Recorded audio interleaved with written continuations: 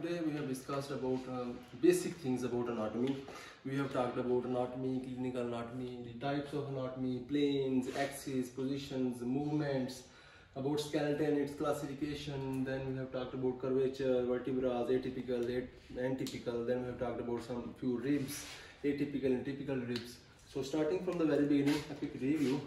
Anatomy, it is a branch of medical science which deals with the structure of the human body, or and the information or the knowledge of all the structure of human body. If we implicate or we use that knowledge for medicine or for the clinical diagnosis and for surgery, that is called clinical anatomy or applied anatomy. If we talk about some types of anatomy, basically there are two types of anatomy: gross anatomy or macroscopic anatomy, and then we have microscopic anatomy. Gross anatomy or macroscopic anatomy that we can see with our naked eye, and microscopic anatomy in which we talked about histology, anatomy of the tissues and the cells. Then there are other types of anatomy like human anatomy, in which we discuss about the structure of the human being. Phytotomy, we discuss about the internal structure of the plants. Zootomy, we discuss about the dissection of animals. Then there is embryology, in which we discuss about gametes, fertilization, then formation of zygote, morula, blastula, blastocyst, and finally the new living being come into being. Then there is another type called comparative anatomy, in which we discuss about different structures of animals, structures of the animals related to the different species, in which we want to check about the evaluation from the same ancestor. Like we discuss about human structure and gorilla structure, we compare and contrast these things. That is comparative anatomy. Then if we talk about planes and axes, first of all, what are the planes? Okay, I can use this. For planes, you can say the imaginary lines. Plane or imaginary line which divides the body into two equal halves, right or left, that is called sagittal plane or median plane. And another plane, there are three basic planes. First of all, sagittal planes. Then we have another plane called coronal plane, a plane or a line, imaginary line, which divides the body into anterior and posterior half, that is called coronal plane or frontal plane. And thirdly, we have another basic plane, that is transverse plane, horizontal plane or axial plane, a line or plane which divides the body into upper and lower half. There we have another two planes are also there, like parasagittal plane, a plane which divides the body into two unequal halves, and another plane which divides the body making an angle. So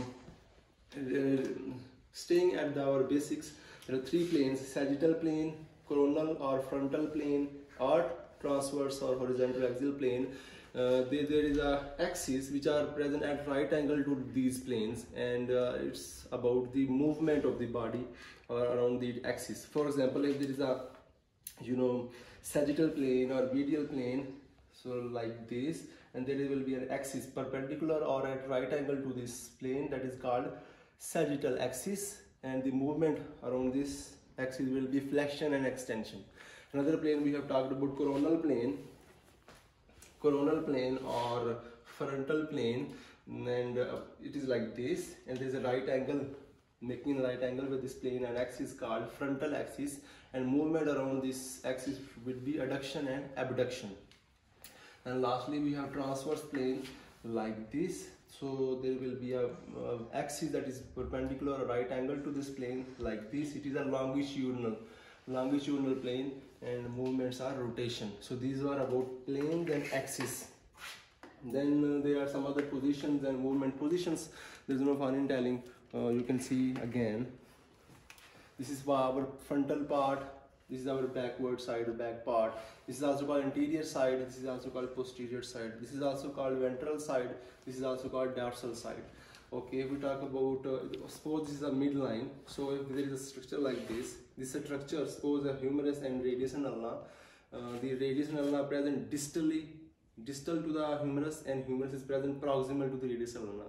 Or you can say the structure which are present away from the midline are called distal structures or distal part, and the structures that are present towards the midline that are proximal part. Okay, if I ask you, tell me about which bones from the okay, these metacarpals, radius and ulna, which out of these two, which bones are in distal position, which bones are in proximal position. So there is no fun in telling, as metacarpals are away from the midline, that should be distal, and these radius and ulna are away from the middle, as you know, towards the midline, that should be proximal part. So that was about proximal and distal.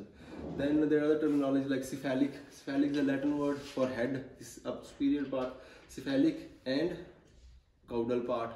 Then superior part, upper part, and inferior part or lower part. And other positions like okay, if we talk about palm, this is the true anatomical position, right? So palmar side, it is not, we don't call it as the anterior side of a hand, we call it palmar side, and this is the dorsal side. Same is true with the foot. This is the dorsal side and this is the plantar side, sole of the foot. As we know, plants are present over the ground, right? So plantar side, sole of the foot, this is the dorsal side. If there is a movement towards the plant, it is plantar flexion. If there is movement towards away, towards the sky, that is dorsiflexion. We will talk about movements also. Bending of joint, any joint which bends, that is called flexion. So this is the elbow joint. If it bends, that is called flexion. And straightening of joint, that is called extension. And then other movements like adduction and abduction, movement of limbs or other structures away from the midline, that is abduction. Towards the midline, adduction. If I do like this, adduction, abduction at shoulder joint, it will be like this, and adduction at shoulder joint should be like this. If we show with my fingers, that will be abduction, and this movement is adduction, ADD, adduction. Then there is a movement called rotation, external rotation and internal rotation. Okay, suppose this is my foot. If I move like this, that is internal rotation, and I move like this is external rotation. So external rotation, internal rotation, flexion, extension, adduction, abduction, they join together, that is called circumduction. Mostly present in the ball and socket joint, present in the hip joint and in the shoulder joint. This is the circumduction. And there is another movement called elevation and depression. You can see over like this. This is the shrugging of shoulder, muscle involved is trapezius, but this is elevation and this is depression. And then we have inversion and eversion. So this is my foot, this is sole of the foot. If the sole of the foot towards the midline, that is called inversion. If I move the sole of the foot away from the midline, that should be eversion. So eversion and inversion, these are the few other movements of the body.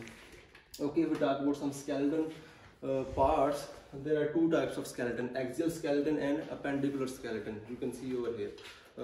Axial skeleton are those skeleton which contain the vital organs. Suppose this cranium containing the brain, then thorax, ribs, vertebra, sternum, that secure and save our heart, lungs, and then we have abdominal cavity, abdominal organs also. So axial skeleton containing from like this head, this torso, abdomen, like this.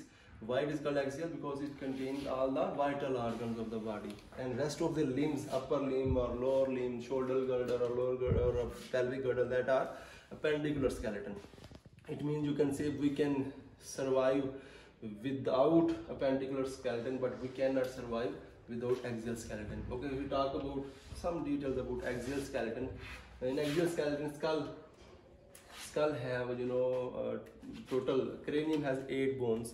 There are 2 paired bones and 4 unpaired bones. If we talk about 2 paired bones, there are 2 parietal bones and 2 temporal bones, 4, and there are 4 unpaired bones. One is frontal, one is occipital, one is sphenoid, and one is ethmoid. Total 8 bones makes the cranial skull. Then we have facial skull. Total 14 bones are there in the facial skull. 2 bones are unpaired, and rest of the 12 bones are paired, like this.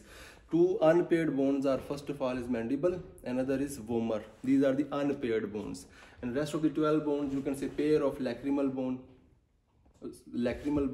pair of nasal bone, pair of inferior nasal concha, pair of palatine bone, pair of zygomatic bone, and pair of maxilla. So they make 14. 14 plus 8, it is equal to 22.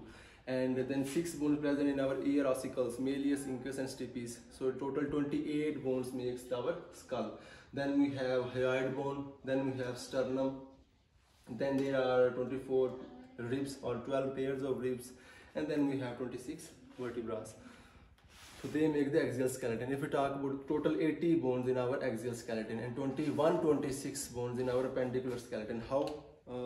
First of all, 60 bones makes the upper limb and 60 bone makes the lower limb. 120 bones and 6 bones, 4 bones of shoulder girdle and 2 bones of pelvic girdle. Starting from the what is girdle? Girdle, you can say a joint or a connection or a point which connects our axial skeleton or appendicular skeleton, axial skeleton with the limbs.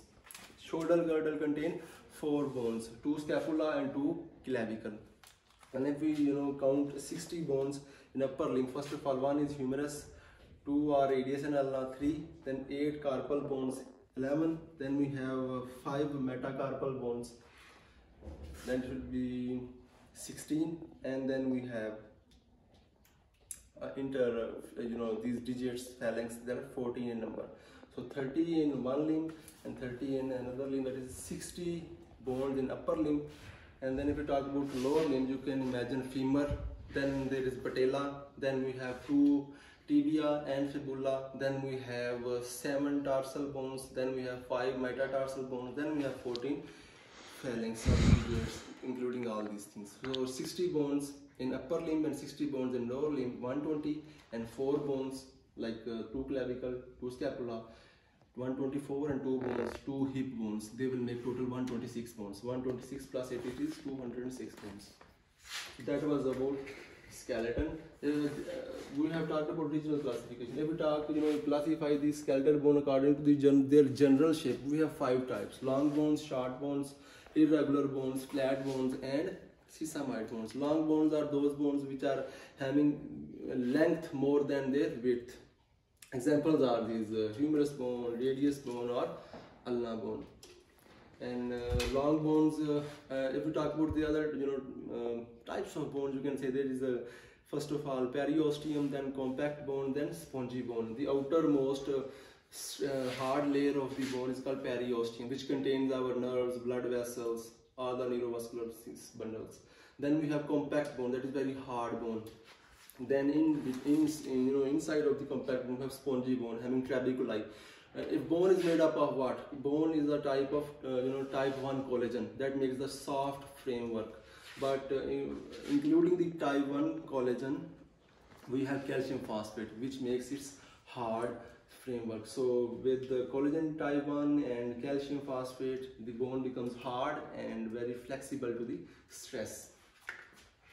And if we talk about long bones and short bones, the bones mostly they are cuboidal in shape. The wrist bones, like all the carpal bones, scaphoid, lunate, trapezium, trapezoid, all that, and then bones of the foot, that are the cuboidal bones. Then there are the long bone, flat bones, then long bones, short bones. These are the short bones. Then we have flat bones like scapula or vault of the skull. Then we have irregular bones like vertebrae or the pelvic, like hip bone. And lastly we have sesamoid bone, the bones which are present within the tendon of any muscle. Most common example is patella, present in the tendon of the quadriceps muscle. This sesamoid bone helps to decrease the tension and changes the force of pull of the tendon. Then we will talk about some few curves in the vertebrae. Then now we will talk about some vertebrae. There are few curves. First of all, primary curve present in the thoracic vertebra and the sacral vertebrae. These are the primary curves present concave forwardly, and then we have 2 or secondary curves are called compensatory. Okay, again, primary curves are 2. First, thoracic curve and sacral curve. They are normally present. The curvature is concave forward. Then we have secondary curves or compensatory curves, which are present in the cervical region and the lumbar region. Cervical curve, that is cervical and lumbar, both are convex interiorly, and the cervical curve formed at the age of almost 5 to 6 months when the baby try to straight or handle his head. Then lumbar curvature, that is also convex interiorly, that makes around 12 to 18 months due to the erect posture when a baby try to walk and run and all that. Then we have lateral curvature also, that is concave towards the left due to increased use of right limb and due to pressure of the aorta.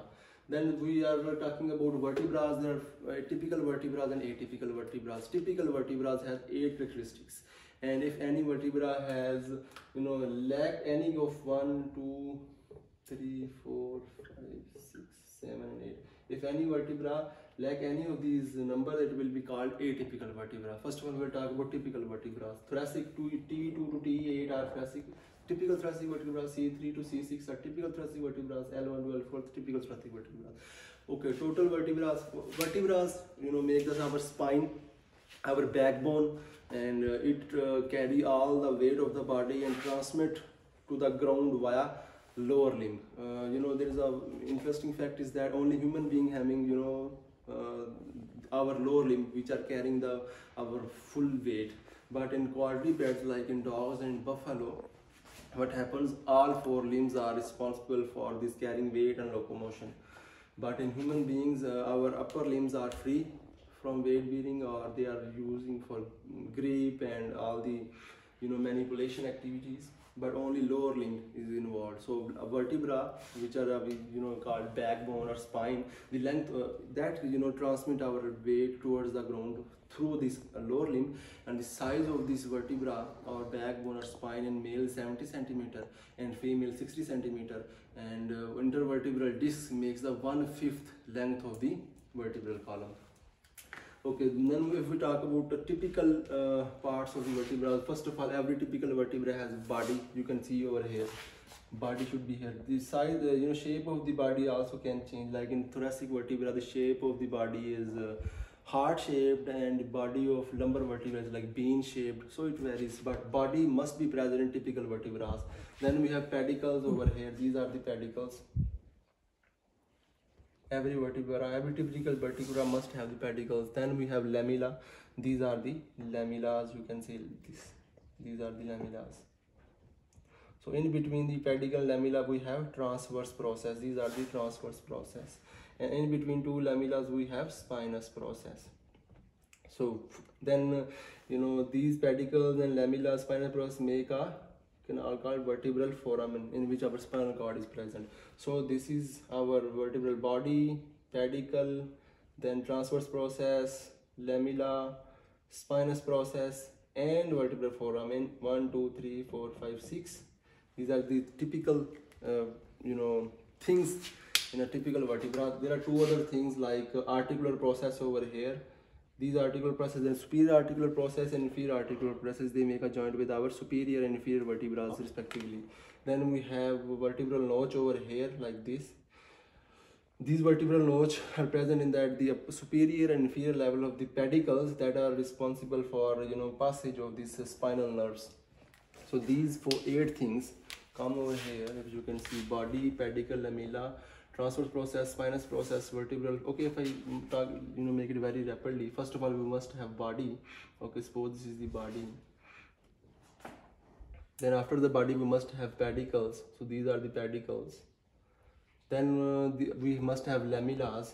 So before we talk about lamella, these are some transverse processes going on like this. These are the transverse processes. Then this is the pedicle, this is the transverse, these are the lamellas. So these lamella will join together and will make what? Spinous process. These are the pedicles, transverse process. This is the body, and this is what? Vertebral foramen. These things you must not forget in your life. And here we have articular process, superior and inferior, and here we have vertebral notches, superior and inferior, if we see in a lateral aspect of the body. So lateral aspect of the vertebra. So there are some atypical vertebrae also there, and we have discussed that if any of the vertebra which lack any of these numbers, it is called atypical vertebra. Starting from here, L5, lumbar vertebra. Why it is called atypical? Because its body and its transverse process is much more larger and longer than the rest of the lumbar vertebrae. Then C7, why it is called atypical? Because it lacks the transverse process. Here we have transverse process in all the cervical vertebrae, but C7 is this cervical vertebra number 7. It lacks these transverse processes, plus its spinous process is very long. that is called prominence vertebrae. That is why it is called atypical vertebra. Then C2, why it is called atypical? Because it having a odontoid process. Odontoid process. It is also called tooth-like process. That is which is not present in rest of the cervical vertebra. That is why it is called atypical. C1, why it is called atypical? It is also called atlas. Why it is called atypical? Because it lacks the body. So I told you, if any vertebra lack any, even the one characteristics from these 8, it should be named as atypical. So because of not having the body, that is C1 vertebra, it is called atypical vertebra. And the shape is ring shaped vertebra, because we don't have body. It's only like a ring shape. So then we have T12 vertebra. T12 and T. Okay, we talk about T12 vertebra. It don't have any kind of facet for these ribs. So these T12, T10 and T1, if we talk about, it's having a very, the body is not like heart shaped like rest of the thoracic vertebrae. Its transfer process is very small, short and horizontal. Then T9, T9 having a only superior costal demifacet.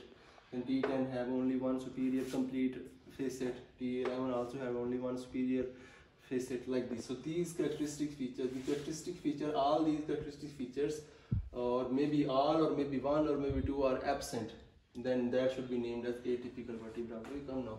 Now we'll talk about some thorax, like thoracic cavity, osteocartilaginous cavity or osteocartilaginous cage, you can say, which contains our vital organs.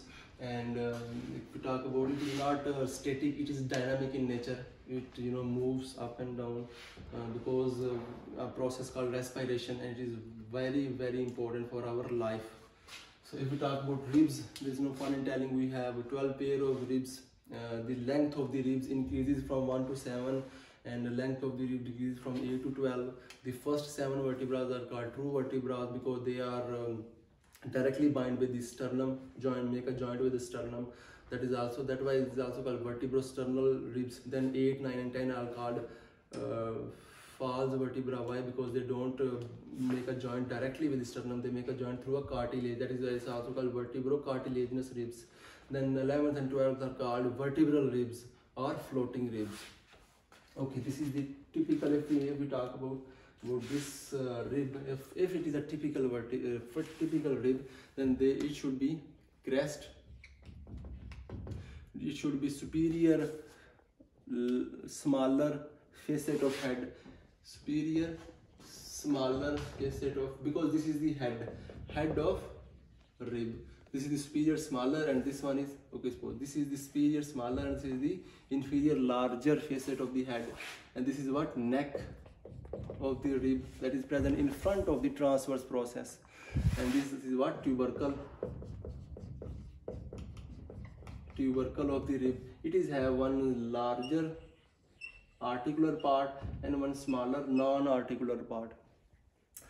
Why it is called articular part and why it is called non-articular part, because it don't make a joint with anyone. But this is why it is called articular part of the tubercle, because it make a joint with the transverse process of the vertebra, costo-transverse joint present over here. And this is what the angle of vertebra, angle of rib. We are talking about rib only, na? So this is head, this is neck, this is tubercle, this is the angle of rib, these are the shaft, and this is what costal cartilage, which make a joint with our sternum. And this is sword like bone, sternum if they make like this. A sword like bone having manubrium part and sternal part. Here it will join with the ribs. First of all, clavicle binds over here, first rib bind over here, then second rib like this. So then at the end we have xiphoid process also. This is sternum bone. This is also called angle of Lewis, with many structures belongs to this angle. And this is the shaft of the rib, and this is what costal groove. Why it is present inferior to the ribs costal groove? It having clinical consequences. Costal grooves contain our neurovascular bundle, nerves, arteries, veins are passing through this the inferior part of the ribs. Okay. Oh, now, okay, we'll talk about typical ribs and atypical ribs. 3 to 9 ribs are called typical ribs, and 1st, 2nd, 10th, 11th, and 12th are called atypical ribs. And typical, this is the things that are present in our typical rib. First of all, if we talk about first rib, why it is called atypical? Because as I told you about vertebra, same is true with the ribs. If any rib, lack of shaft or lack of costal groove, lack of tubercle, lack of anything, that should be named as atypical rib. Like first of all, we talk about first rib. Why it is called atypical? Okay, total ribs are 24. There may be another extra rib that starts from the C7. There may be an extra rib that starts from the L1, and there will be a deficiency of our 12th rib also. It may be 11, but normal number of ribs are 24. Okay, why first rib is called atypical? Because it lacks this costal groove. There is no costal groove present in the first rib, and this rib is very shortest, very broad, and very curved shaft. And why typical second rib is, why it is typical? The characteristics of the second rib are the length of the second rib is twice the length of the first rib, and it also very twisted, and it have costal groove in comparing the contrast with the first rib. And the second rib, if we talk about 10th rib, it also has some clinical features because it lacks some facets attaching with the vertebrae. 11th and 12th are also called false ribs. 11th and 12th ribs also lacks costal grooves, which contains our neurovascular bundle. So it also don't have, for 12th rib and first rib, they don't have costal grooves. Very important clinically, because when we inject through the intercostal space for some clinical purposes, we should keep in mind that we should go at the level superior to the vertebra, not to the inferior to the vertebra, because inferior to these, vertebra, to the ribs, because inferior to the ribs we have costal groove which contains our neurovascular bundle, and we can damage deliberately to these neurovasculature. So that was about typical and atypical ribs. So that was a very quick review about basic terminologies, basic concepts of anatomy.